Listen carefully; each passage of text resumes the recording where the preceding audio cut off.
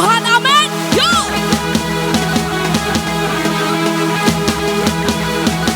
Terima kasih Tuhan.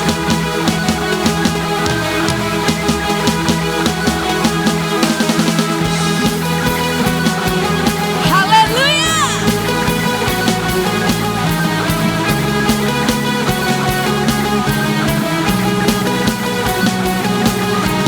Kau semuanya telah memanggilku. Terima kasih untuk menjadi alat kerajaanmu. Ku mau melangkah maju sebab Roh Kuduslah yang memampukanku. Ku mau beritakan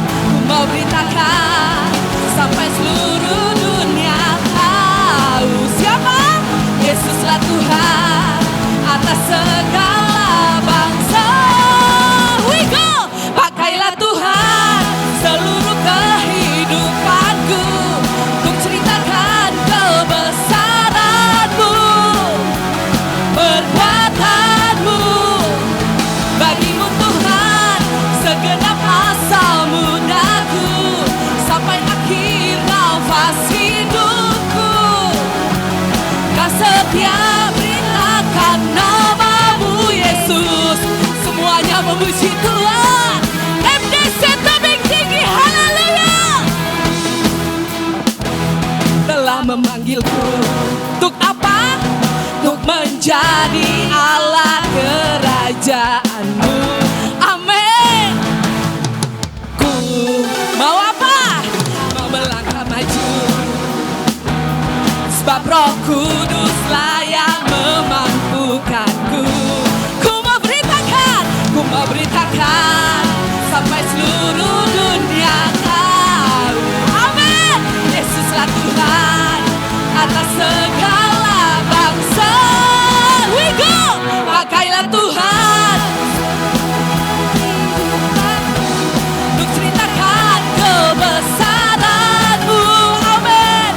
Perbuatan-Mu.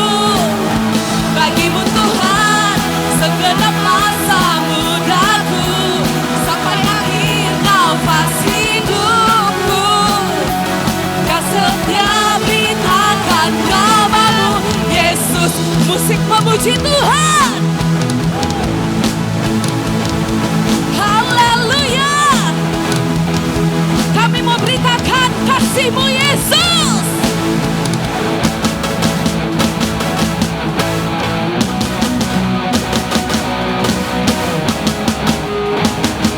Haleluya. Hey, hey, hey, hey, hey, hey, hey, hey, hey, hey, hey, hey, hey, hey.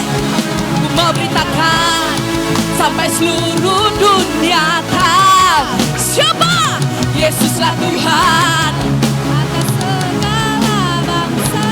Sekali lagi, ku mau beritakan sampai seluruh dunia tahu Yesuslah Tuhan atas segala bangsa. We go. Pakailah Tuhan seluruh kehidupanku untuk ceritakan kebesaran-Mu, perbuatan-Mu. Amin. Bagimu Tuhan segenap masa mudaku sampai akhir nafas hidupku. Bukan nama-Mu Yesus. Bukan nama-Mu Yesus. Kami kan setia beritakan nama-Mu Yesus. Haleluya. Pakai MDC tebing tinggi Tuhan. Beritakan nama-Mu. Haleluya. Terima kasih Tuhan untuk kami bisa menjadi terang bagi dunia ini. Haleluya. Semuanya katakan dengan saya. Jesus, Jesus, Jesus, Jesus, Jesus, Jesus, Jesus, Jesus, Jesus, Jesus.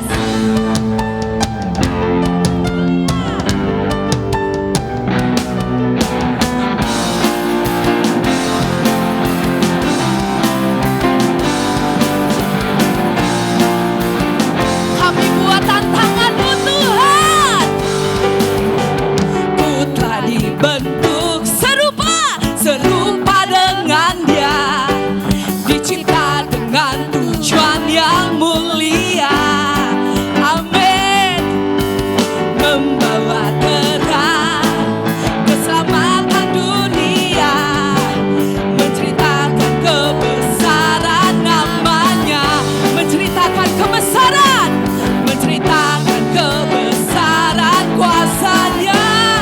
Sama-sama ku mau menjadi kuat, ku mau jadi pemenang dan terang di dunia.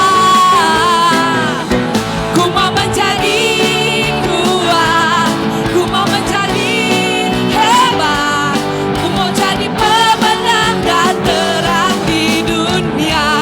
Sekali lagi sama-sama MDC, kita bersatu hati.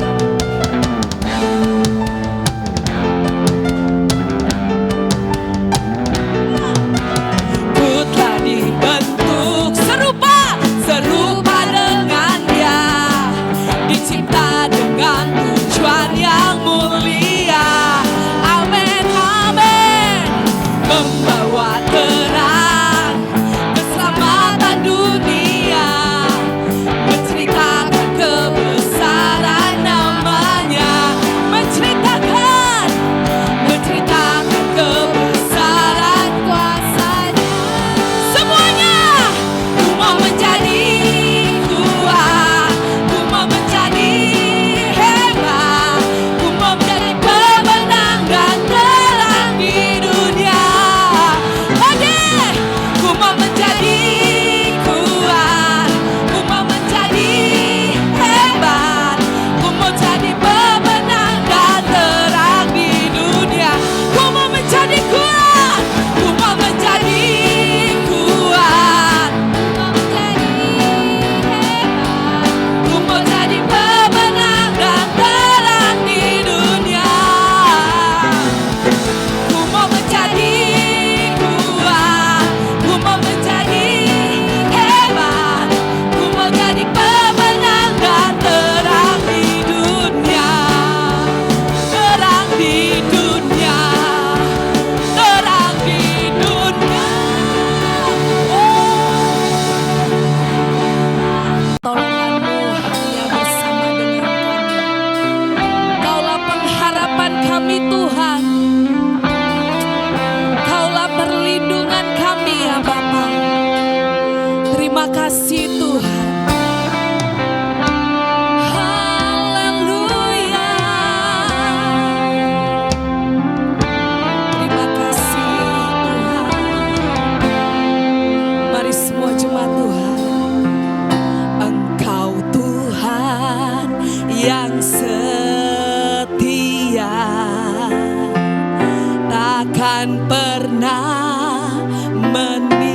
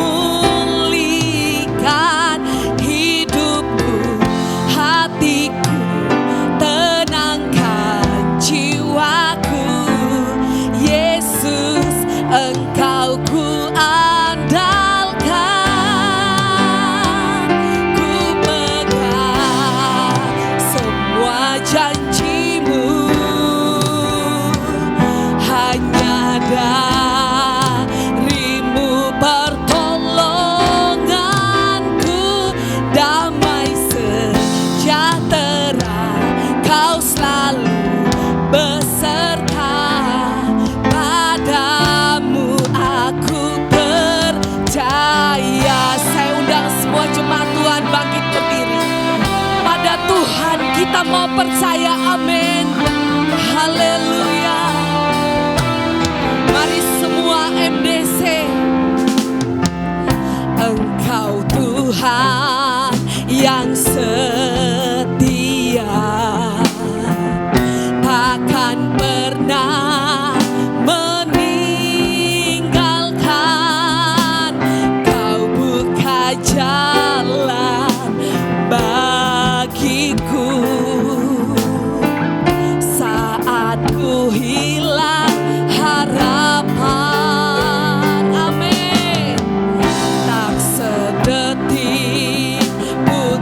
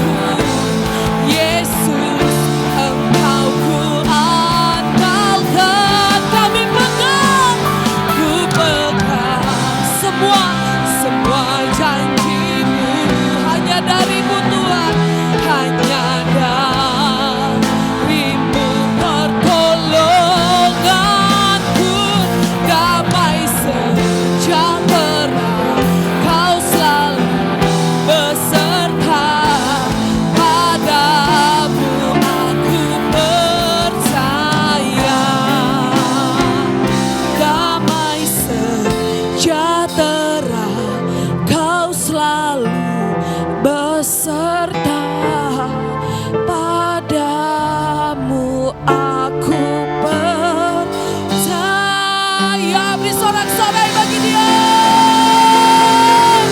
Hanya pada Yesus kami percaya. Haleluya.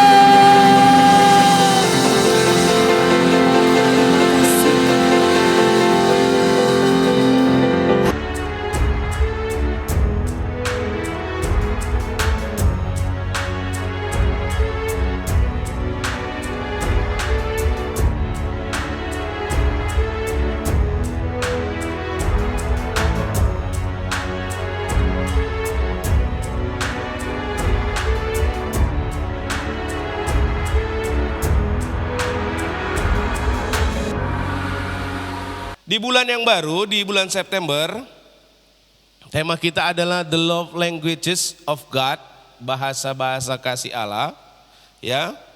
Dan di minggu yang pertama, dalam memahami bahasa kasih Allah, kita itu belajar temanya adalah sumbu yang pudar tidak dipadamkannya.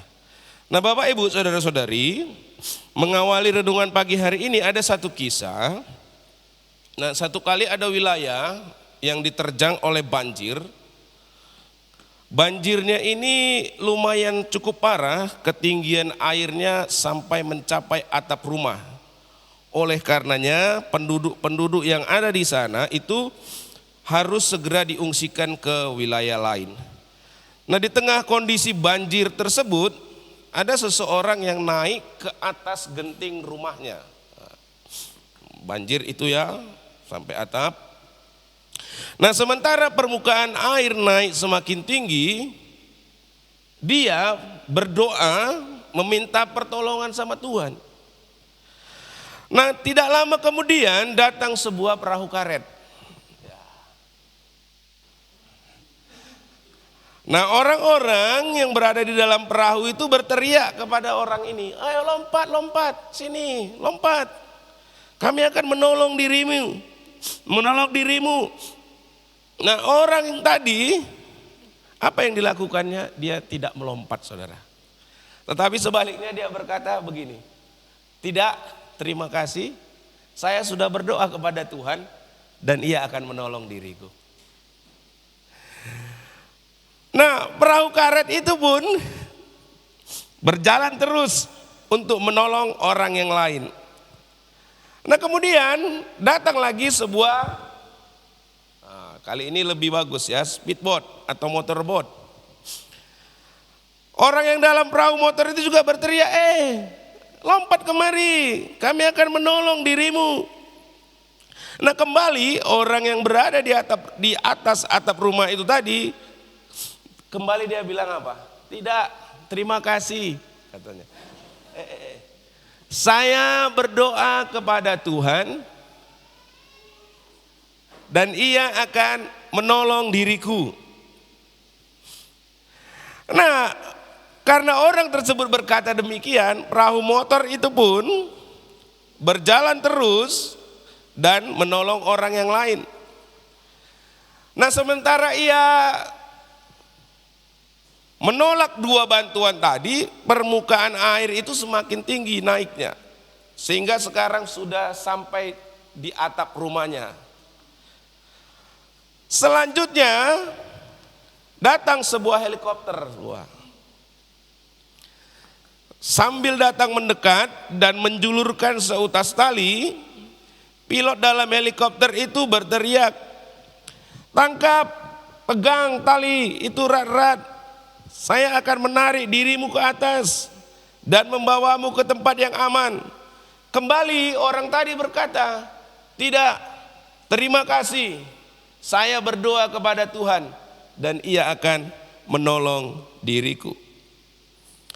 Nah, ketika dia berkata demikian, ya, walaupun permukaan air sudah mulai menutup atap rumah, pilot helikopter udah berteriak agar orang itu berpegang pada tali yang dia julurkan.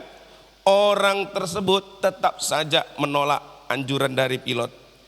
Ia menjawab bahwa ia yakin Tuhan pasti akan menjawab doanya dan menolong dirinya. Karena menolak, akhirnya sang pilot helikopter pun menyerah.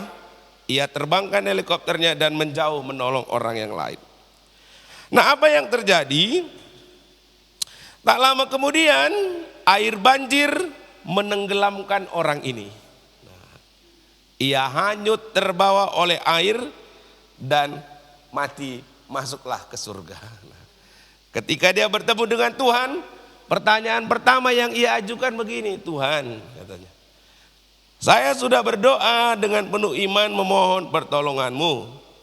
Namun ternyata engkau berdiam diri mengabaikan permohonanku dan membiarkan aku mati tenggelam di dalam air. Aku tidak mengerti, kalau engkau memang mengasihi aku, mengapa engkau tidak menjawab doaku? Lalu Tuhan jawab, aku sudah mengirim sebuah perahu karet untuk menolong dirimu, namun engkau menolaknya. Aku mengirim sebuah perahu motor dan engkau tetap menolaknya. Terakhir aku mengirim sebuah helikopter guna menolong dirimu dan lagi-lagi engkau menolaknya. Apalagi yang kamu harapkan dari diriku sebagai wujud dari kasihku kepadamu? Nah, ketika Tuhan berkata demikian, dia mendengar jawaban Tuhan tersebut, orang tersebut memukul jidatnya sendiri. Kenapa? Karena ia baru sadar bahwa dia salah dalam memahami cara Tuhan menolong dirinya. Ternyata bukan Tuhan tidak menjawab doa kita, tetapi terkadang kitalah yang salah mengerti tentang bahasa kasih yang Tuhan gunakan. Kalau ia berharap ketika dia berdoa, Tuhan yang langsung tolong gitu.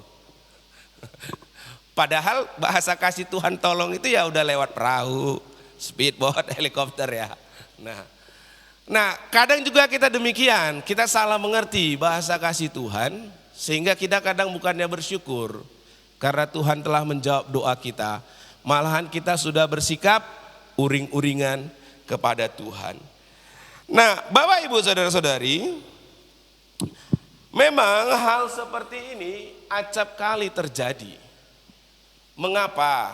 Inilah alasannya. Kenapa? Karena sebagaimana di dunia terdapat berbagai macam bahasa, demikian juga ada berbagai macam bahasa atau cara yang digunakan orang untuk mengungkapkan kasihnya.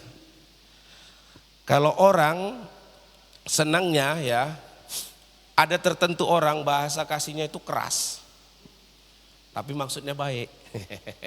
Tapi ada orang ngomongnya yang manis di belakang. Nah, Bapak Ibu saudara-saudari, seringkali Tuhan juga melakukan hal yang sama dalam mengkomunikasikan kasihnya. Yang menjadi persoalan adalah acap kali orang tidak memahami bahasa kasih daripada Tuhan. Nah, tentang hal ini dikemukakan oleh Gary Chapman, ya, seorang gembala jemaat di North Carolina, Amerika Serikat. Di dalam bukunya yang berjudul The Five Love Language, ya. Nah, di sepanjang bulan ini Bapak Ibu, kita akan jadi frameworknya, bingkainya itu adalah 5 bahasa kasih yang disampaikan oleh Gary Chapman ini, bahwa di dalam bahasa kasih itu ada kata-kata, ada waktu berkualitas, ada hadiah, ada melayani, dan ada sentuhan fisik. Nah, di dalam sepanjang bulan ini Bapak Ibu, ya, kita akan belajar bagaimana bahasa kasih Allah kepada kita umat-umatnya. Ya. Bahasa kasih Allah yang seringkali orang tidak memahami bahasa kasih ini. Nah, memang tulisan daripada si Gary Chapman ini adalah bahasa kasih antara manusia dengan manusia. Tetapi kita bisa dapat pakai juga ukuran daripada 5 bahasa kasih ini antara Tuhan dengan manusia. Nah, Bapak Ibu saudara-saudari, kita perlu memahami bahasa-bahasa kasih Tuhan, supaya dengan demikian kita tidak salah kaprah seperti ilustrasi orang pertama tadi yang salah memahami bahasa kasih Tuhan, ya, sehingga dia mati sia-sia gitu ya. Nah, kita perlu mengetahui bahasa kasih Tuhan sehingga dari hari ke hari kita boleh hidup semakin akrab dengan Tuhan, ya. Hidup kita bisa mencapai sesuatu hal yang baru, ya Bapak Ibu Saudara-saudari. Nah, mengawali telaah terhadap bahasa kasih Tuhan, ya, kita akan membaca firman Tuhan yang ditulis dalam Yohanes pasalnya yang ke-14 ayat 12 sampai dengan ayatnya yang ke-17. Bahasa kasih Tuhan yang pertama minggu kita ini diambil dari Yohanes pasal 14 ayat 12 sampai 17. Firman Tuhan, sesungguhnya aku berkata kepadamu, siapa yang percaya kepadaku, ia akan melakukan juga pekerjaan yang aku lakukan. Bahkan pekerjaan-pekerjaan yang lebih besar daripada itu, sebab aku pergi kepada Bapa. Ayat 13 Bapak Ibu baca dengan suara yang keras, 1, 2, 3.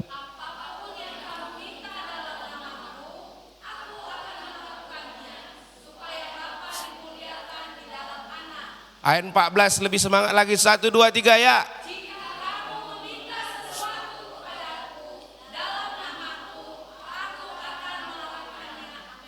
Jikalau kamu mengasihi aku, kamu akan menuruti perintah-perintahku. Ayat 16 Bapak Ibu, 1, 2, 3 ya.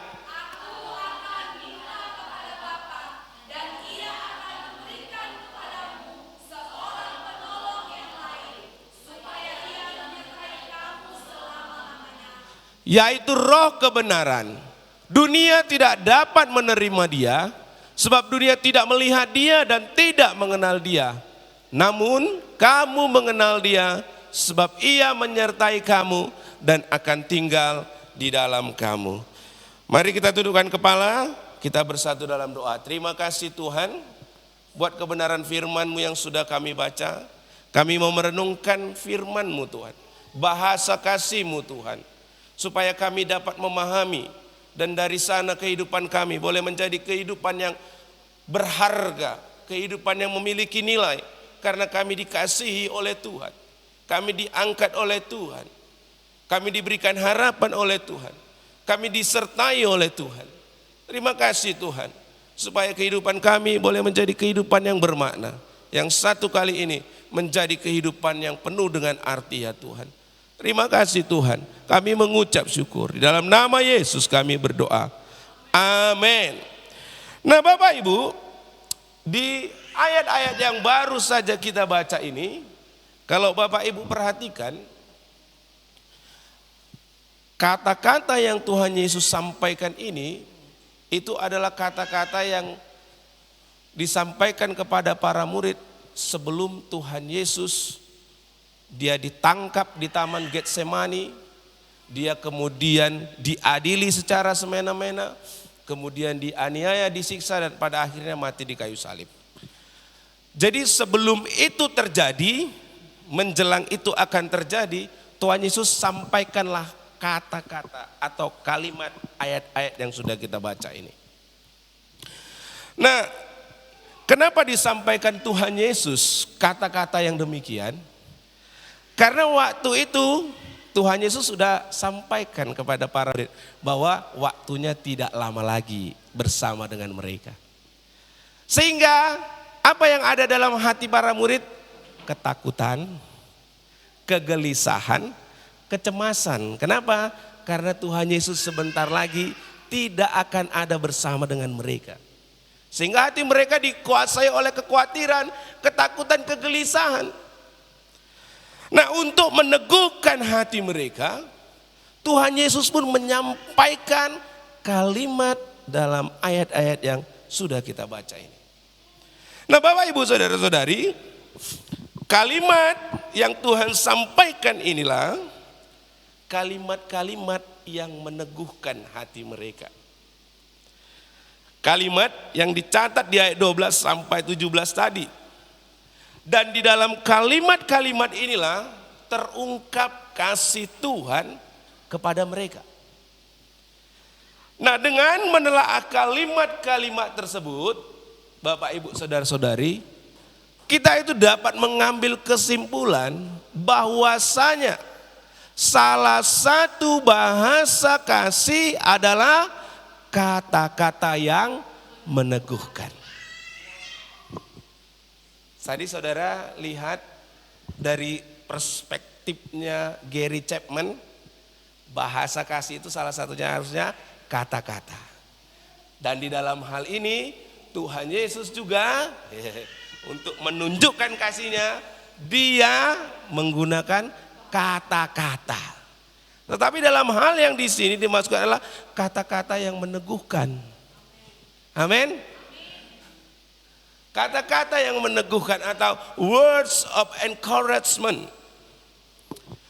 Apa itu kata-kata yang meneguhkan? Yang pertama, dari apa yang Tuhan Yesus sampaikan, kata-kata yang meneguhkan, yang pertama adalah kebenaran yang membangkitkan harga diri. Nah, bahasa kasih Tuhan, yakni melalui kata-kata yang meneguhkan, itu adalah kebenaran yang membangkitkan harga diri. Bapak Ibu Saudara-saudari, kata-kata yang meneguhkan ini seringkali tidak disadari, sering diucapkan oleh seorang ibu kepada anak bayinya. Kalau seorang ibu menggendong anak bayinya, apa yang ia katakan kepada anak bayinya? Oh, cantiknya anakku ini, pintarnya lah anakku ini. Bagi si ibu, anaknya itulah anak paling cantik. Bagi si ibu, anaknya itulah anak yang paling pintar. Tetapi dari situ sejak dini si ibu sedang menanamkan harga diri yang baik kepada anaknya. Betul atau betul? Pintar kali anakku ini. Baik kali anakku ini. Cantik sekali anakku ini. Nah, Bapak Ibu Saudara-saudari, hal yang sama Tuhan Yesus lakukan juga kepada para muridnya. Tuhan Yesus menyampaikan kata-kata yang membangkitkan harga diri mereka yang saat itu sedang takut, yang saat itu sedang gelisah, yang saat itu sedang khawatir karena Yesus sebentar lagi tidak bersama dengan mereka. Apa yang Tuhan Yesus sampaikan? Ini di ayat yang ke-12. Tuhan bilang, siapa yang percaya kepadaku, ia akan melakukan juga pekerjaan-pekerjaan yang aku lakukan. Bahkan pekerjaan-pekerjaan yang lebih besar daripada itu.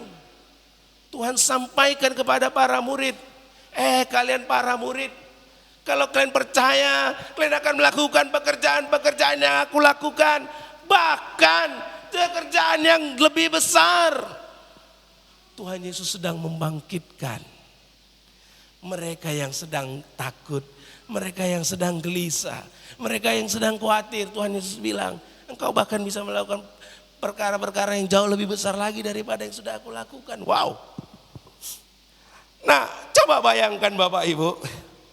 Nah, ini saudara, saya sangat diberkati oleh firman Tuhan ini. Ini tentang pentingnya kata-kata yang meneguhkan. Kalau kita memang mengasihi seseorang, kata-kata kita harus meneguhkan. Nah, coba Bapak Ibu bayangkan ini ya. Kalimat yang Tuhan Yesus katakan ini kedengarannya luar biasa atau bagaimana Bapak Ibu? Coba renungkan, luar biasa atau biasa saja Bapak Ibu? Pertanyaan saya, disampaikan kepada para murid yang saat itu, kalau saudara baca ya, setelah Yesus ditangkap, apa yang dilakukan oleh para murid? Kabur, lari, bersembunyi, ketakutan. Pantas gak kalimat ini?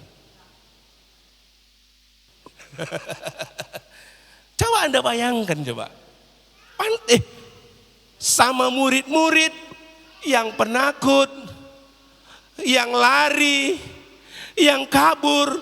Tuhan Yesus sampaikan kata-kata yang seperti ini. Padahal mohon maaf ini, kalau anggapan manusia, orang yang penakut pasti pecundang.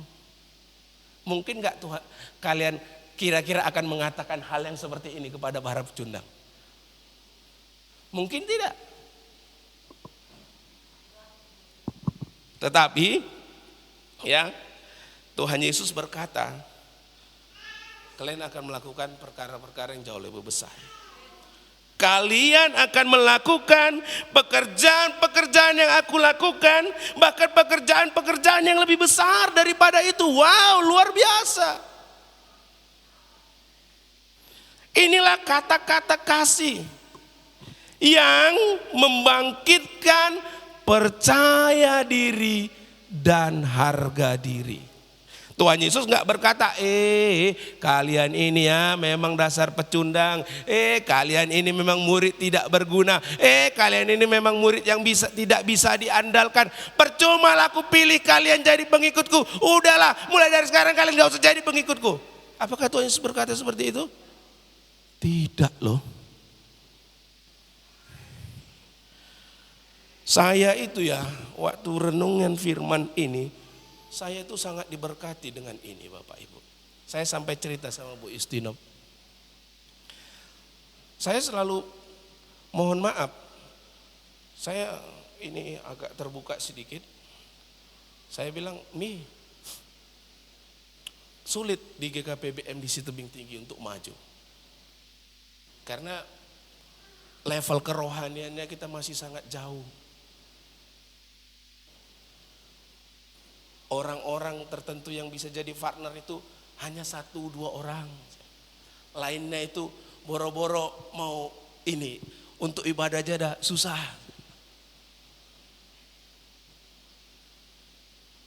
Tetapi saya kemudian teringat dengan apa yang menjadi seperti ini, saudara.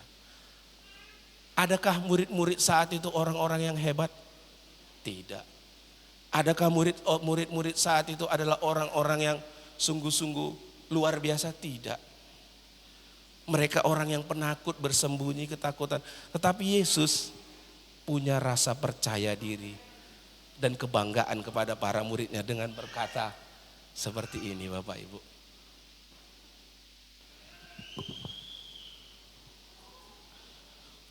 Wow, iya ya. Tuhan Yesus saja dia punya kata-kata yang meneguhkan. Kenapa saya tidak bisa menaruh itu dalam hati saya? Kata-kata yang meneguhkan.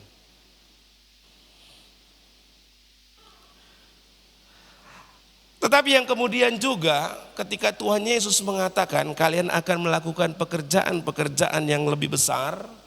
Pekerjaan-pekerjaan yang aku lakukan bahkan pekerjaan yang lebih besar.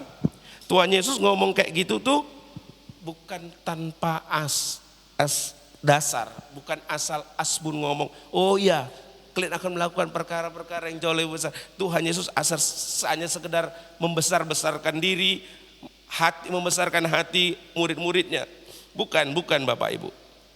Kalau saat itu, ya Bapak Ibu saudara-saudari, Tuhan Yesus sedang membangkitkan harga diri para muridnya, maka hal itu adalah atas dasar kebenaran yang dapat dipertanggungjawabkan. Kenapa sih Tuhan Yesus kok yakin kali sama para murid ini akan melakukan pekerjaan-pekerjaan yang seperti Yesus lakukan? Bahkan pekerjaan yang lebih besar. Kenapa kok Yesus itu yakin sekali?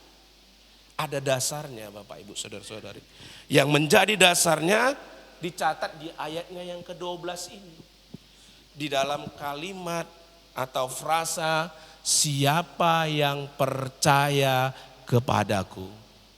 Kemudian yang di akhir kalimat, sebab aku pergi kepada Bapa.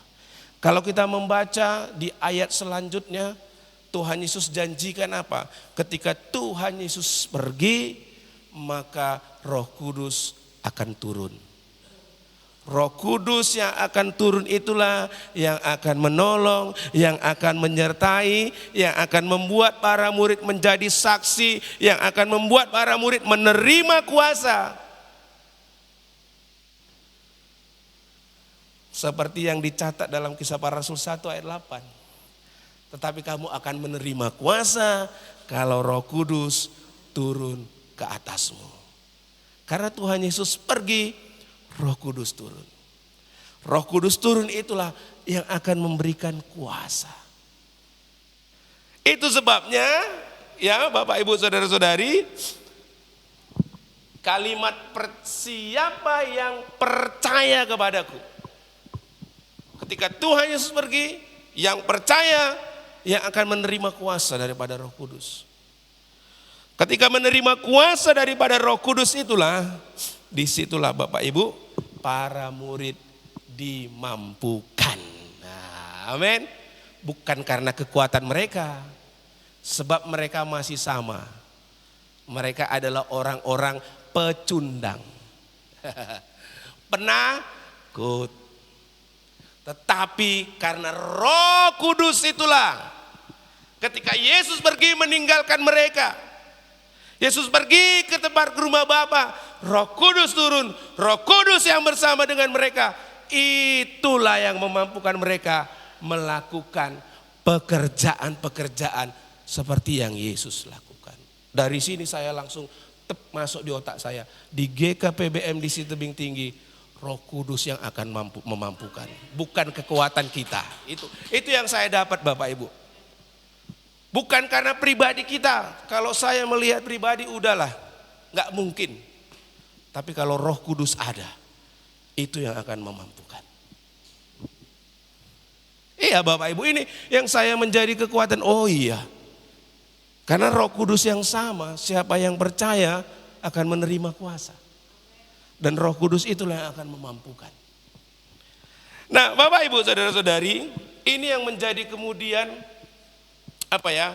pemberi semangat saya. Memberikan semangat saya, oh iya, bahwa siapapun orang di dalam gereja ini, Tuhan bisa pakai kalau Roh Kudus ada dalam dirinya. Roh Kudus bukan orang tersebut. Orang tersebut tidak mampu, tidak berdaya, tidak sanggup. Tapi Roh Kudus yang akan memampukan. Dan itu yang Bapak Ibu saya percaya yang saya dapat jadi berkat di sini, bagaimana Tuhan Yesus ya di dalam bahasa kasihnya, kebenarannya itu membangkitkan harga diri. Ya, para murid yang demikian dia bangkitkan karena dia punya dasar. Tuhan punya dasar ya, bahwa bukan asal bicara. Nah Bapak Ibu Saudara-saudari, Anda percaya Yesus? Ada Roh Kudus dalam diri Anda? Anda bisa melakukan juga perkara-perkara yang besar? Anda percaya? Percaya.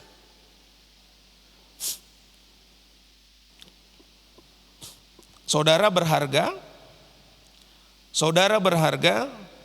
saudara bisa berbuat seperti apa yang Tuhan Yesus lakukan. Dan Tuhan Yesus kerjakan, sama seperti para murid. Kalau kita sekali lagi, mereka adalah orang-orang yang penakut, pecundang. Tetapi ketika Roh Kudus turun atas mereka, Anda menjadi orang Kristen hari ini. Karena kuasa Roh Kudus yang bekerja melalui mereka. Bapak Ibu, yang kedua, kata-kata yang meneguhkan adalah kebenaran yang membangkitkan harapan. Bapak Ibu Saudara-saudari, kasih yang diungkapkan dalam bentuk kata-kata yang meneguhkan itu memungkinkan orang untuk memandang hari esok bukan dengan keputusasaan, sebaliknya dengan sikap yang penuh harapan. Dan pengharapan inilah yang sangat diperlukan oleh semua orang. Karena kalau orang sudah kehilangan harapan, orang tidak akan memiliki daya juang. Sedangkan bila orang kehilangan daya juang, orang akan tenggelam di dalam keputusasaan, itulah yang meruntuhkan kehidupannya. Nah, Bapak Ibu Saudara-saudari, tentang hal ini ya, Nampak dalam eksperimen yang dilakukan oleh Kurt Richter, seorang profesor pada bidang psikologi di Johns Hopkins University, Amerika Serikat. Ini saudara mungkin sudah bolak-balik dengar cerita tentang harapan, pengharapan ini dari teorinya si Kurt Richter ini ya. Jadi dia melakukan eksperimen, dia memasukkan tikus-tikus liar ke dalam sebuah wadah berisi air. Nah, setelah berenang berapa menit, tikus-tikus itu sebenarnya mampu berenang, hanya saja mereka berhenti berjuang sehingga mereka mati tenggelam. Nah, selanjutnya lagi Kurt Richter mengulang eksperimen tersebut. Hanya kali ini dia melakukan sedikit perubahan. Tikus-tikus tadi dimasukkan ke dalam wadah berisi air.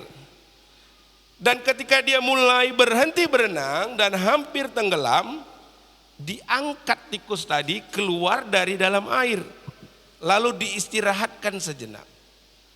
Setelah beristirahat sejenak, dimasukkan ke dalam air lagi tadi. Berenang-berenang, udah hampir tenggelam, diangkat lagi, diistirahatkan lagi. Setelah itu dimasukkan lagi ke dalam wadah berisi air. Berenang, begitu seterusnya. Nah, yang menarik, sesudah beberapa kali dilakukan, ketika udah mau tenggelam ditolong, diistirahatkan, udah mau tenggelam ditolong, diistirahatkan. Ketika itu dilakukan berulang-ulang, ternyata yang kemudian tikus-tikus tersebut terus berenang bahkan tanpa berhenti selama beberapa hari. Nah, dia pun menyimpulkan apa yang membedakan tikus kelompok pertama yang hanya selang berapa menit saja udah mati tenggelam, dengan tikus kelompok kedua yang tadi sudah mau tenggelam diangkat, tenggelam diangkat sampai akhirnya bisa berenang sampai beberapa hari. Apa yang dia dapatkan dari eksperimen ini? Dia simpulkan bahwa pengharapanlah yang membedakan kedua kelompok tersebut. Kelompok tikus yang pertama udah kehilangan harapan duluan. Sedangkan kelompok tikus kedua selalu menaruh pengharapan. Kenapa? Ketika kami berenang kelelahan, pasti masih ada yang mau nolong kami. Karena itu dilakukan terus-menerus, jadi dia bahkan bisa sampai berenang selama berhari-hari tikusnya. Itu pengharapan katanya. Nah, Bapak Ibu Saudara-saudari, bagaimana dengan kita? Apakah kita masih punya pengharapan di dalam Tuhan? Sehingga kita terus mampu berjuang? Mampu berjuang tanpa berhenti seperti yang kelompok tikus yang kedua, atau kita seperti kelompok tikus yang pertama, kehilangan harapan sehingga kehilangan semangat daya juang. Ya sudahlah, ya beginilah, yang penting sudahlah, akhirnya serahkanlah pada nasib. Nah, Bapak Ibu Saudara-saudari, ya, inilah besarnya dampak dari pengharapan terhadap daya juang dari cerita ini. Nah, bukankah harapan yang kita perlukan hari-hari ini, Bapak Ibu? Apalagi di masa sukar seperti yang kita hadapi hari-hari ini kan. Bahan baku mahal, ekonomi lagi sulit, nanti sebentar lagi subsidi BBM akan dicabut kan gitu kan. Kan makin sulit kan, Bapak Ibu Saudara-saudari. Nah, harapan ini yang perlu kita punya, dan harapan ini yang Tuhan sampaikan kepada para muridnya di dalam Yohanes. Apa itu Bang?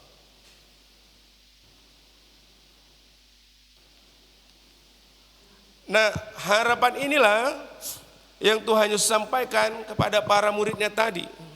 Ingat sekali lagi konteksnya di sini, Tuhan Yesus sedang mau disalibkan. Ya, mereka itu sedang takut, gelisah, khawatir karena sebentar lagi berpisah sama Yesus. Di dalam keadaan yang demikian, apa yang Tuhan Yesus sampaikan? Apapun yang kamu minta dalam namaku, aku akan melakukannya supaya Bapa dimuliakan di dalam Anak. Ayat 14, jikalau kamu meminta sesuatu kepadaku dalam namaku, aku akan. Ini yang Tuhan Yesus kasih harapan sama orang itu. Tuhan kasih pengharapan sama para muridnya. Apapun yang kamu minta, aku akan melakukannya. Jika kamu meminta sesuatu, aku akan melakukannya. Wow. Bapak, Ibu, saudara-saudari, dengan berkata seperti itu, Tuhan Yesus itu sedang ngasih harapan, meneguhkan pengharapan kepada para pengikutnya. Ia memberi jaminan bahwa harapan yang mereka utarakan melalui doa kepada Tuhan tidak akan pernah sia-sia. 2 kali Tuhan Yesus bilang, aku akan melakukannya, aku akan melakukannya. Tentu sesuatu yang diminta haruslah sesuai dengan kehendak Bapa, kehendak Tuhan.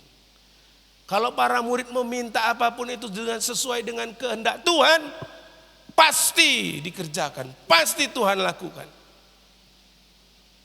Dan kita bisa melihat, kalau saudara membaca kitab Kisah Para Rasul dan selanjutnya bagaimana perjalanan para rasul, para murid, ketika mereka berdoa, ada kuasa terjadi, amin. Ada banyak mujizat terjadi. Dan mereka tidak pernah dikecewakan. Amin. Nah, Bapak, Ibu, saudara-saudari, hal yang sama. Anda percaya Tuhan? Anda percaya Yesus? Percaya. Anda percaya apapun yang Anda minta di dalam namanya, Ia akan melakukannya? Amin. Anda percaya jika kau meminta sesuatu kepada Yesus di dalam namanya, Tuhan melakukannya bagi engkau? Amin. Iya, itulah harapan. Oleh karenanya jangan sampai Anda kehilangan daya juang. Karena selalu ada harapan. Ini yang menguatkan saya juga, Bapak, Ibu, saudara-saudari.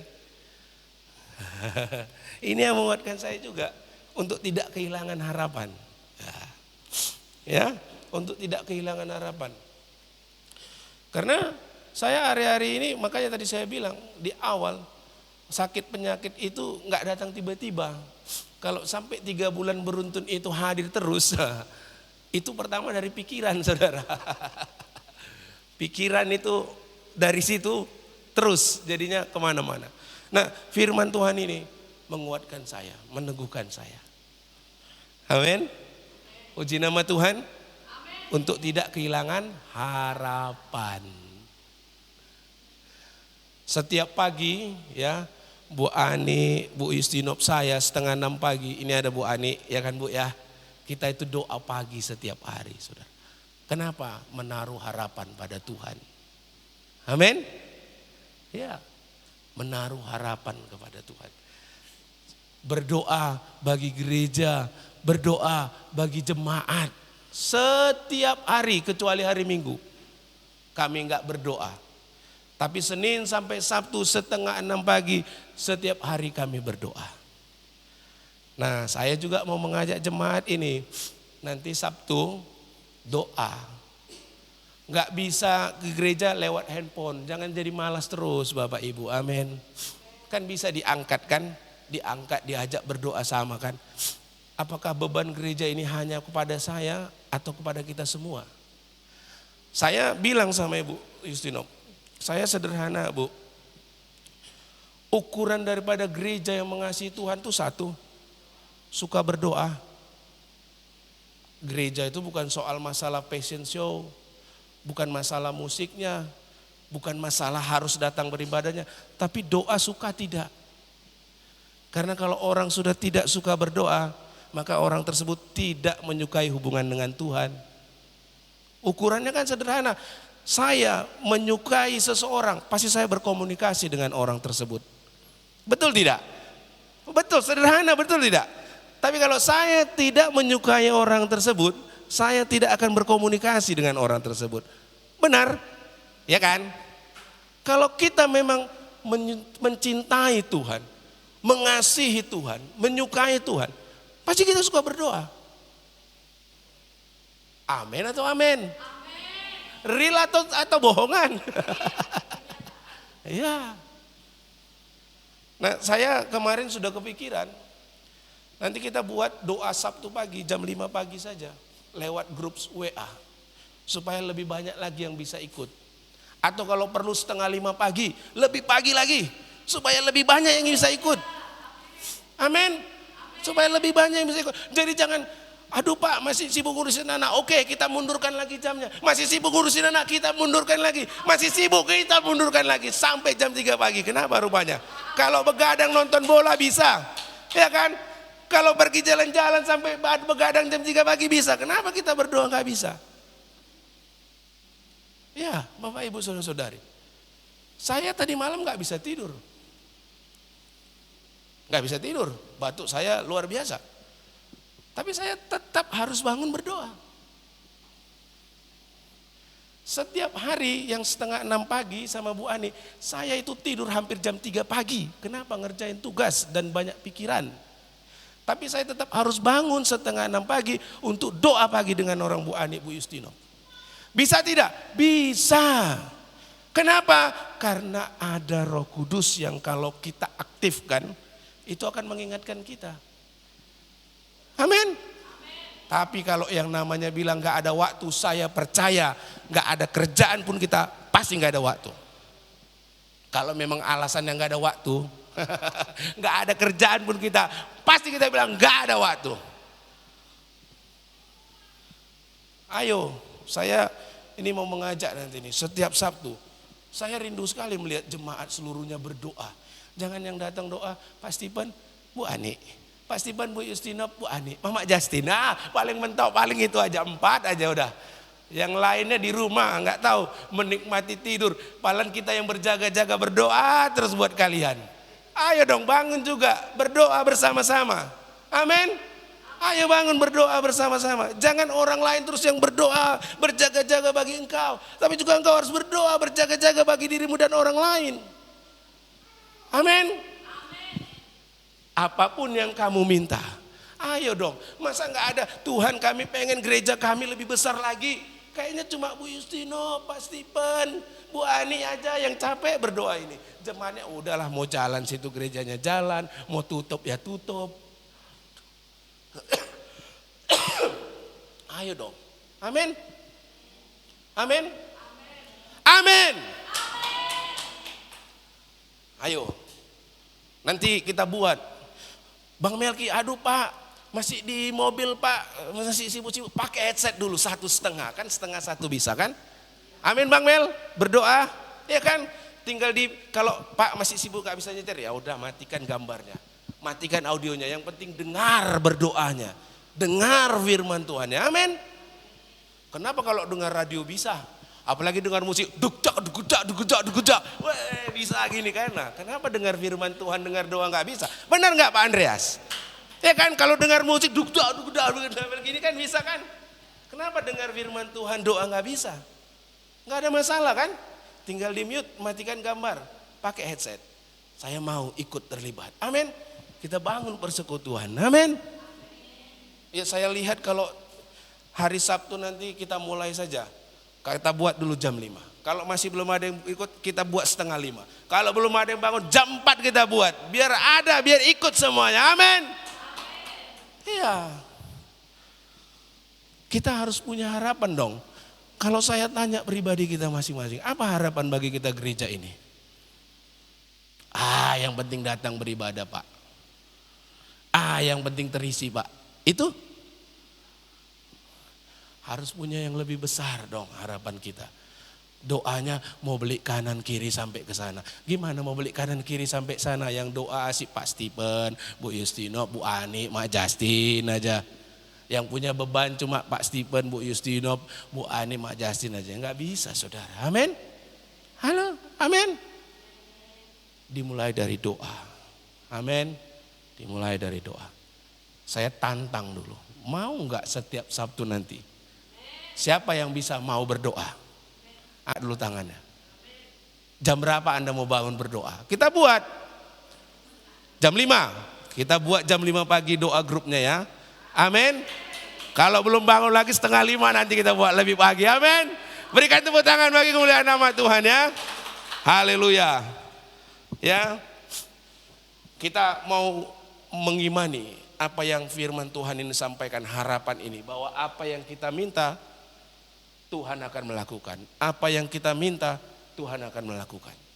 Ada yang ketiga, kata-kata yang meneguhkan adalah kebenaran yang membangkitkan damai sejahtera. Bapak Ibu saudara-saudari, memang kasih yang diungkapkan dalam kata-kata bukan hanya membangkitkan semangat, tetapi juga akan menghasilkan damai sejahtera di dalam diri orang yang dituju.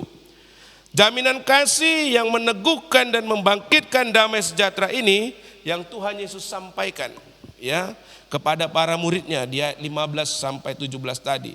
Di ayat 16 Tuhan berkata, aku akan meminta kepada Bapa dan ia akan memberikan kepadamu seorang penolong. Siapa seorang penolong? Roh Kudus. Supaya ia, Roh Kudus, menyertai kamu selama-lamanya. Yaitu roh kebenaran. Dunia tidak dapat menerima dia sebab dunia tidak melihat dia dan tidak mengenal dia. Namun kamu mengenal dia sebab ia menyertai kamu dan apa katanya di sana?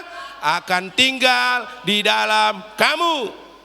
Bapak Ibu, saudara-saudari, di dalam kasihnya kepada para murid, Tuhan Yesus berjanji bahwa melalui Roh Kudus Tuhan menyertai kita untuk selama-lamanya. Dia akan tinggal dalam diri kita. Dan jaminan inilah yang membawa keteduhan. Karena kita menyadari kita tidak pernah ditinggalkan seorang diri sebagai yatim piatu. Makanya jadi orang Kristen enak Bapak Ibu. Roh Kudus itu ada dalam dirimu. Engkau tidak sendiri. Roh Kudus itu ada dalam dirimu. Maupun kemanapun engkau, aku tidak sendiri. Amin. Amin Bapak Ibu. Amin enggak Bapak Ibu? Apa dikatakan di sana? Dan sebab ia Roh Kudus menyertai kamu dan akan tinggal di dalam kamu. Itu artinya Anda sedang berkata buruk, Roh Kudus itu ada di situ loh. Anda melakukan hal yang jahat, Roh Kudus itu ada di situ loh. Kalau Roh Kudus itu ada dalam dirimu, diaktifasi, damai hidup kita. Mau melakukan ini, mau melakukan itu, mau mengerjakan itu, ada Roh Kudus yang kasih ingat. Ada amin. Roh Kudus tidak akan pernah meninggalkan kita. Kecuali kita meninggalkan Tuhan. Kita tidak lagi percaya kepada Tuhan. Nah Bapak Ibu saudara-saudari, tentang bagaimana jaminan seperti ini yang disampaikan oleh luar biasa cerita ini. Tentu saudara sering dengar cerita ini ya. Seorang Samuel, seorang ayah yang tinggal di negara Armenia di Eropa Timur kepada seorang anak yang namanya Arman. Anaknya namanya si Arman. Anaknya ini seorang bocah berusia 7 tahun.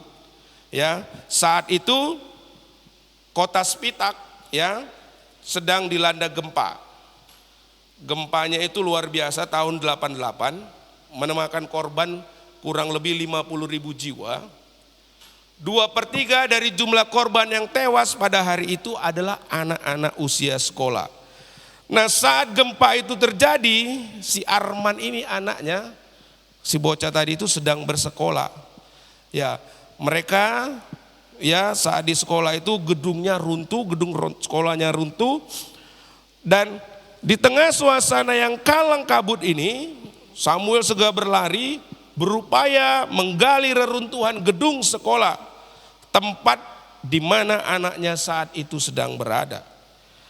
Nah setelah berjuang selama 36 jam tanpa beristirahat dan dengan dibantu oleh beberapa orang murid yang lain, bayangin 36 jam dia membongkar reruntuhan gedung sekolah di mana anaknya saat itu sedang bersekolah dan terjadi gempa. Dia mendengar kata tolong, tolong, tolong. Nah dengan sekuat tenaga Samuel dan orang-orang yang membantunya berusaha membongkar reruntuhan itu. Nah 2 jam kemudian Samuel berhasil menemukan anaknya si Arman ya. Dan bersama 13 orang temannya sedang meringkuk di bawah dinding yang roboh yang menahan reruntuhan di atas mereka. Nah perjuangan Samuel tidak sia-sia. Ditolongnya anaknya itu keluar dari reruntuhan. Dan sambil memeluk sang ayah, si Arman berkata begini dia sama sama papanya, "Papa, saya berkata kepada teman-temanku yang kelaparan dan kehausan, jangan takut, papaku pasti akan mencari kita. Papaku telah berjanji apapun yang terjadi nak, ayahmu akan ada di sana untuk menolong dirimu. Papa tidak pernah mengingkari janjinya." Nah Bapak Ibu Saudara-saudari, dari cerita ini kita bisa melihat kasih seorang ayah yang ketika ia berjanji tidak akan pernah meninggalkan anaknya dalam menghadapi bahaya apapun, itu telah memberikan satu kedamaian bagi si anak. Damai dia percaya walaupun sedang di tengah reruntuhan gedung itu, dia percaya, dia damai bahwa ayahnya tak akan pernah meninggalkan dia. Ayahnya akan selalu ada untuk menolong dirinya. Dan itulah yang memampukan si Arman, bayangin 36 jam ya, anak bocah 7 tahun di bawah reruntuhan puing-puing gitu bisa bertahan. Karena dia memiliki damai kepercayaan bahwa ia tidak akan pernah ditinggalkan. Nah Bapak Ibu Saudara-saudari, kasih yang seperti inilah yang dialami di dalam Tuhan Yesus. Kasih yang ia ungkapkan dalam kata-kata yang meneguhkan dan yang membangkitkan damai sejahtera di dalam hidup kita. Bapak Ibu Saudara-saudari, di sini kita belajar bahwa kata-kata yang meneguhkan dari apa yang Tuhan Yesus sampaikan atau encouraging words, itu adalah kata-kata yang membangkitkan harga diri, yang membangkitkan harapan dan membangkitkan damai sejahtera bagi orang yang mendengarnya. Dalam Yohanes pasal 13 ayat 14, Tuhan Yesus tadi memerintahkan, apa dikatakan Tuhan Yesus? Dalam Yohanes pasal 13 ayat 14, ayat 15 ya. "Jikalau kamu mengasihi aku, kamu akan menuruti." Nah Bapak Ibu Saudara-saudari, Tuhan Yesus memerintahkan agar para muridnya saling mengasihi seperti ia mengasihi mereka. Maka berarti di dalam kehidupan sehari-hari, kata-kata yang meneguhkan yang seperti Yesus ucapkan inilah yang harus juga mewarnai kehidupan kita. Kata-kata yang membangkitkan harga diri. Kata-kata yang membangkitkan harapan. Kata-kata yang membangkitkan damai sejahtera. Saya beberapa kali dalam satu kesempatan bilang sama Bu Justinov untuk selalu mendengar kata-kata yang bagus saja. Saya nggak mau lagi mendengar kata-kata yang buruk tentang orang. Saya langsung stop cut. Karena saya kemarin baca tulisan Pak Bambang. Pak Bambang bilang apa? Great mind, discuss idea. Average mind, discuss event. Small mind, discuss people. Orang yang berpikiran besar, berpikirnya tentang ide gagasan. Orang yang berpikir rata-rata, itu orang yang berpikir tentang satu peristiwa. Tetapi orang yang berpikiran sempit adalah orang yang membicarakan orang lain. Saya mulai dari situ nggak mau, males membicarakan orang-orang, kalau udah negatif udah stop lah. Saya nggak mau dengar lah, berhenti saya. Mending saya dengar yang lain. Amin. Amin Bapak Ibu. Gimana kita mau mengeluarkan kata-kata yang meneguhkan, membangkitkan harga diri kalau yang kita dengar yang negatif terus? Bagaimana kita mau mengeluarkan kata-kata yang membangkitkan harapan kalau yang kita dengar negatif terus? Amin. Amin Bapak Ibu. Inilah yang harus ada dalam hidup kita Bapak Ibu Saudara-saudari ya. Kita harus mewarnai kehidupan kita karena perintahnya tadi harus saling mengasihi.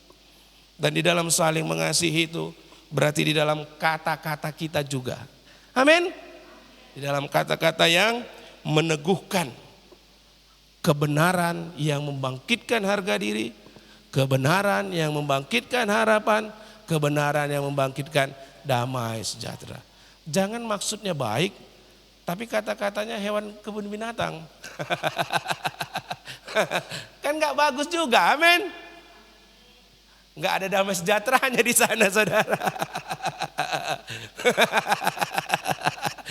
Walaupun maksudnya baik, tapi kalau ada kebun binatangnya, hilang damai sejahteranya. Amin.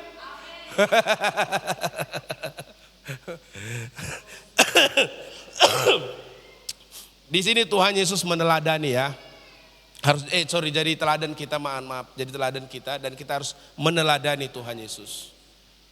Bagaimana kata-katanya yang meneguhkan itu kepada orang-orang yang sekalipun pecundang, penakut, khawatir, gelisah, Tuhan Yesus katakan kepada mereka, engkau akan melakukan pekerjaan-pekerjaan yang besar, bahkan jauh lebih besar daripada yang sudah aku lakukan. Wow. Padahal kalau melihat orangnya, bisa nggak ini orangnya, kan gitu kan?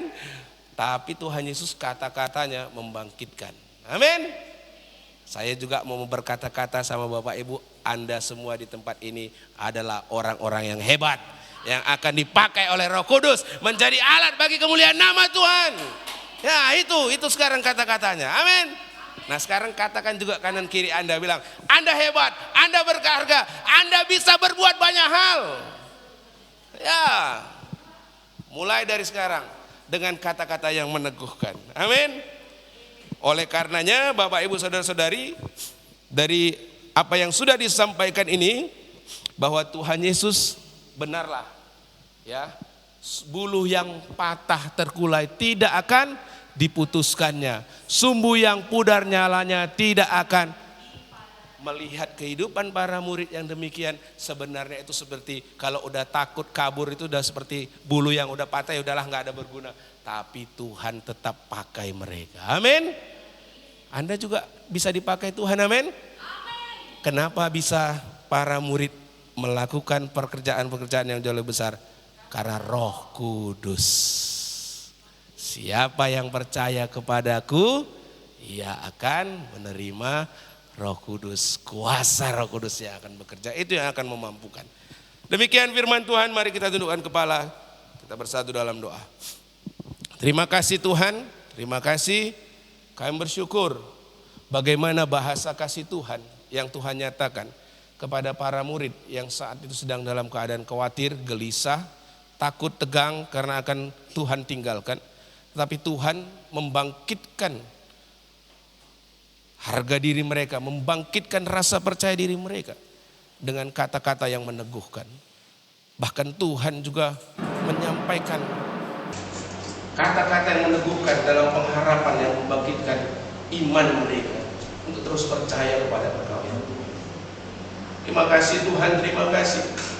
Biarlah kami menangkap setiap apa yang firman Tuhan sudah sampaikan pada kami hari ini.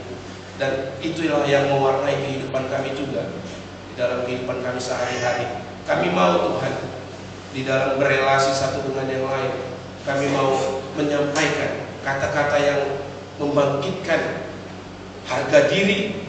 Kami mau menghilangkan kata-kata yang seringkali negatif ya Tuhan, kata-kata yang seringkali menyakiti, kata-kata yang merendahkan, kata-kata yang melemahkan, kata-kata yang merendahkan, meremehkan. Tapi kami mau mengeluarkan kata-kata yang membangkitkan harga diri. Kami juga Tuhan mau mengeluarkan kata-kata yang membangkitkan harapan. Itulah kerinduan kami Tuhan, dari apa yang sudah kami pelajari hari ini. Kami juga bisa, itu juga kami lakukan dalam kehidupan kami sehari-hari. Terima kasih Tuhan, terima kasih. Terlebih Tuhan, di atas segalanya kasih-Mu adalah pengorbanan-Mu di atas kayu salib Tuhan. Itulah Tuhan yang memberikan kami pengampunan, memberikan kami keselamatan, dan memberikan kami kehidupan yang bermakna